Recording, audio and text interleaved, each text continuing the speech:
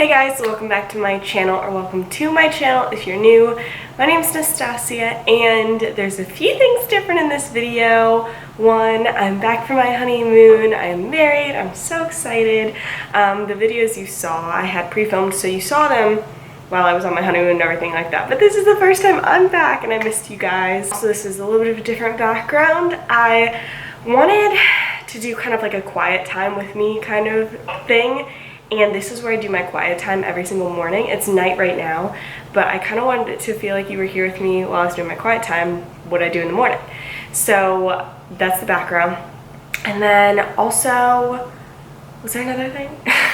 It's just the type of video.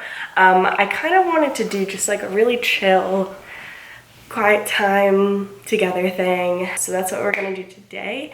If you end up liking this video, give it a big thumbs up. Don't forget to subscribe to my channel so you never miss out on a video every time I post. My Instagram is right here so you can see all the behind the scenes of my life. And my Christian clothing shop, Nolia, is in the description box below. Also, my husband, Kai, is actually in our room sleeping right now. He has a very early work schedule. Him and I are on a little bit different shifts, I guess, and he has to get up at 4 in the morning. So this is the only time I could film. So if I'm talking a little softer, that's why. I actually wanted to read in 1 Samuel with you guys. So I have been reading this the past couple days. God just, I feel like, put it on my heart to read in my quiet time. And I have I love it. I feel like I've been blown away by it a little bit. It could just be because it's such a good book, or it could be like God really was calling me to read this. So I thought I would just kind of read some to you of stuff that's been really hitting me and kind of where I took it, and just see, maybe you guys have a different perspective, or maybe it can help you. I just want this to be like a chill time, hanging out, talking about Jesus. Pause though. I also have my little drink of choice, because in the morning I always have coffee right here on this little table, but since it's nighttime, I actually have my liquid IV, and I have the blueberry lavender flavor. It's for sleep. It's really, really good. I like it because it's the most mild of the flavors, which is perfect before bed. And I promise this is the last thing before we're gonna get into it. But as always, if you ever want to save some money and try Liquid IV, my discount code is down below for you to save. I think it's 15%, but it might be more actually. So feel free if you ever want to try. I love their stuff, you guys know. But also I wanted to do a little giveaway. So I wanted to give away to one of you guys this little box of Liquid IV. It's the Energy Multiplier one. And the flavor is lemon ginger. So for any of you who you need some extra energy, but maybe you're trying to cut on the coffee, or you just want more of a natural caffeine source or something like that, it's non-GMO, it's vegan, gluten-free, dairy-free, soy-free, made in the USA, no preservatives, no artificial flavors, no artificial sweeteners, and no artificial colors. I want to give this away to one of you guys. So if you would like to win this, super easy. All I need you to do is make sure you're subscribed, make sure you give this video a thumbs up, and then comment down below, comment down below what the weather is like where you're at right now. And make sure you drop your email address or your Instagram handle as well, so that whoever is randomly picked, I can message you. But also, even if you enter, I'll go ahead and comment on your comments and stuff like that. So anyway, if you'd like to win this, and I'll also put in a cute little note and package it all cute when I send it to you and stuff like that. But I will be doing that giveaway. All right, sorry, no more wasting time. But like I said, we're in 1 Samuel. I'm actually gonna sit on this pillow because I'm a little short on this chair. We're in 1 Samuel, and I'm starting in chapter 1. So if you don't know, this is in the Old Testament, and I actually have a very soft spot for the Old Testament. I really, really like it for some reason. I mean, you should. It's in the Bible. But I just really love the Old Testament. And I'm reading in the ESV Study Bible. I definitely recommend you, if you don't know where to start with a Bible, I would suggest getting a study Bible. I love the ESV, but there's other translations too that are good. But yeah, because it has all the commentary at the bottom and stuff. But I wanted to just start here, and I did pray right before this video, but I want to pray really quick here too. Lord, thank you for everybody that's watching this. Thank you for this time that we can spend together with you. Thank you for the freedom to be able to do this, and ultimately your word. Help me as I read this. Let it be your words and not my own. And just bless every single person that's watching this and give them peace and fill them with your presence. In Jesus' name, amen. All right, so 1 Samuel, starting in chapter 1, this says the birth of Samuel. And then I'm actually, okay, so I'm actually going to start in verse 2, not because verse 1 isn't good, but because it's a lot of names that I can't pronounce. So read verse 1, but it talks about Elkanah. And in verse 2 it says, and he had 2 wives. The name of the one was Hannah, and the name of the other Peninnah. And Peninnah had children, but Hannah had no children. Also, just really quick, I know people will wonder, wait, he had 2 wives. Is polygamy a thing that God approves of? No, but it was a cultural thing. That doesn't mean God approved of it. There are plenty of times in the Bible where God makes it clear how bad it is to have multiple wives. So I just want to put that out there. But this man had 2 wives. Now this man used to go up year by year from his city to worship and to sacrifice to the Lord of hosts at Shiloh, where the 2 sons of Eli, Hophni and Phinehas, were priests of the Lord. On the day when Elkanah sacrificed, he would give portions to Peninnah his wife and to all her sons and daughters, but to Hannah he gave double portion because he loved her, though the Lord had closed her womb. So something that my study Bible mentioned was there is a possibility, there's a good possibility that he actually married Hannah first, and because she couldn't have children, for some reason she couldn't have any children, it seemed, then he married Peninnah because it was very culturally pressured to have children, and if you didn't have kids, it was kind of like you just had to. So that could be the reason he took the second wife, even though it makes it clear here he loved Hannah. It said, though the Lord had closed her womb. So that just shows again that the Lord is always in control. There isn't anything that there's nothing that he can't redeem. There's nothing he can't fix. And there's nothing that doesn't have a plan behind it. And her rival used to provoke her grievously to irritate her because the Lord had closed her womb. So Peninnah used to irritate and make fun of Hannah all the time. So it went on year by year. As often as she went up to the house of the Lord, she used to provoke her. Therefore Hannah wept and would not eat. And Elkanah her husband said to her, Hannah, why do you weep? And why do you not eat? And why is your heart sad? Am I not more to you than 10 sons? This always broke my heart a little bit, because it's like, you can tell how much he loves her, and he hates how sad she is, how sad Hannah is.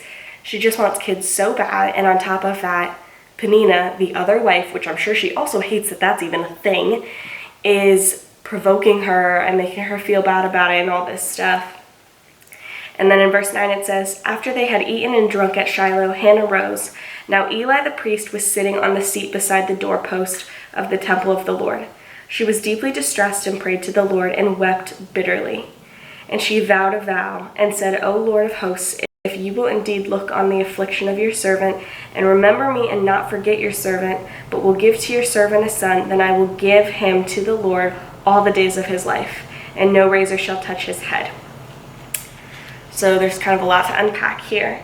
But something I wanted to just read the ESV commentary at the bottom here because I feel like it's helpful. So it explains verse 11 where it says, I will give him to the Lord all the days of his life. It says, it seems to mean that Hannah will dedicate her son as a Nazirite. I think it's Nazarite. I just don't know if I'm saying it right. Or Nazirite. According to number 6, people might make a special vow to separate themselves to the Lord for a time. This involved letting no razor touch one's head, eating nothing from the grapevine, and not going near a dead body. Hannah mentions only the razor, but that part of the vow probably stood for the whole of the regulations. So the idea here is not that, if you're dedicated to the Lord, you can never cut your hair. it was, again, a cultural thing as kind of a symbol for those to be set apart from the Lord, for the Lord, and to just look different culturally to make it known that they were dedicated to God. So it doesn't mean you're not dedicated to God if you cut your hair. I just had to throw that in there because I know that can be confusing sometimes. But I think why I feel so drawn to this section of the Bible is because Hannah is waiting and is so saddened that she doesn't have a son, that she doesn't have any kids at all. And she prays to God, like, if you give me a son, I'll give him back to you. If you give me a child, I'll give that child back to you. Something it really made me think about was, imagine being a new mom, or imagine, not being able to have kids. I know there's so many people out there that is the case. So I am not saying that this doesn't happen. It happens all the time. And wanting a child so bad, and then making a vow to the Lord that when you have a child, if he blesses you with a child, you'll give him back to the Lord. Like, to me, that is like, you have to have a specific calling from God for that to be the case, in my opinion. When she says give back, it doesn't mean kill, or it doesn't mean, abandon. It means to actually bring to the temple and to dedicate, and that the child would grow up there. Anyway, it just showed me that God's calling on somebody's life, it will be clear and it will be God ordained and it will take place. You never have to worry if you are walking outside of the bounds of God, or if you're walking outside of his will when it comes to stuff like that, or like a big decision, like if you're like, well, what if I mess everything up? If you're a child of God, you can't mess anything up. Like, God has you, and not only that, but he is more powerful than anything you could do to make anything better or worse or whatnot.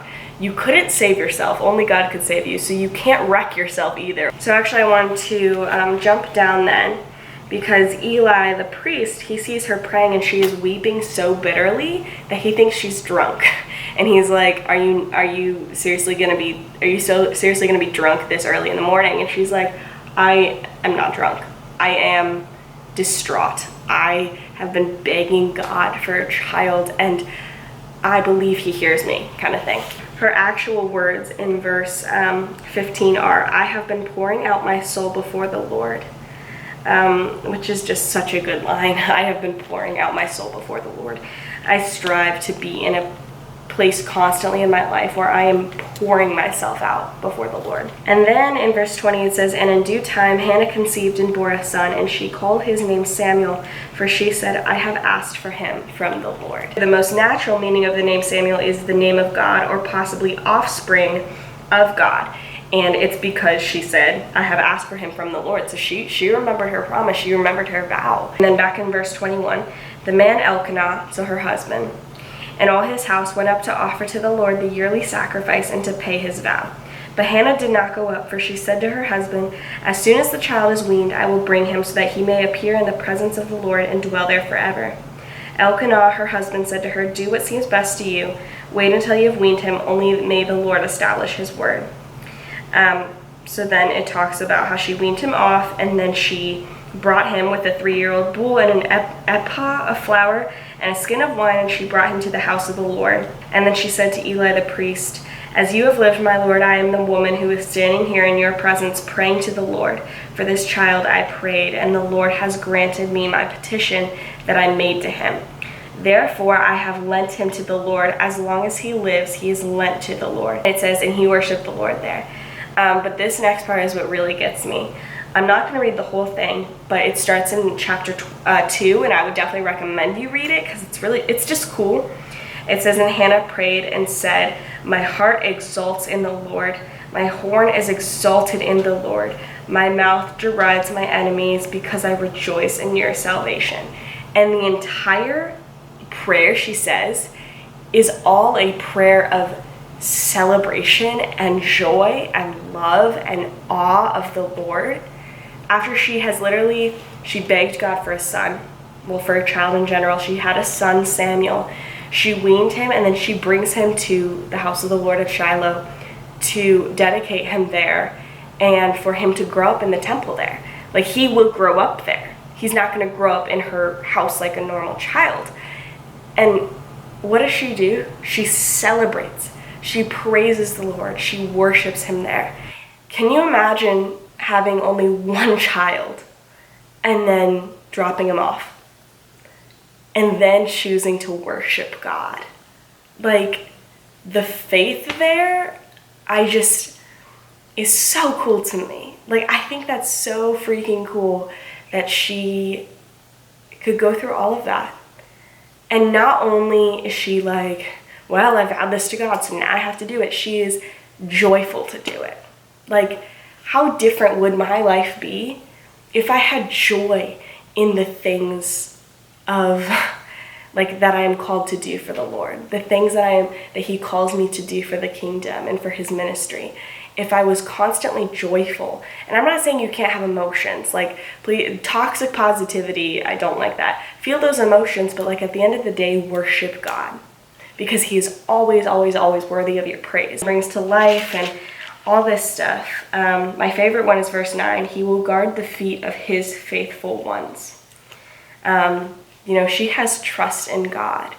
Even though this entire situation has changed her life, probably in an emotional roller coaster, she has so much trust in God. And then in verse 18, I'm jumping, it talks about Samuel, and as he was growing up, he was ministering before the Lord.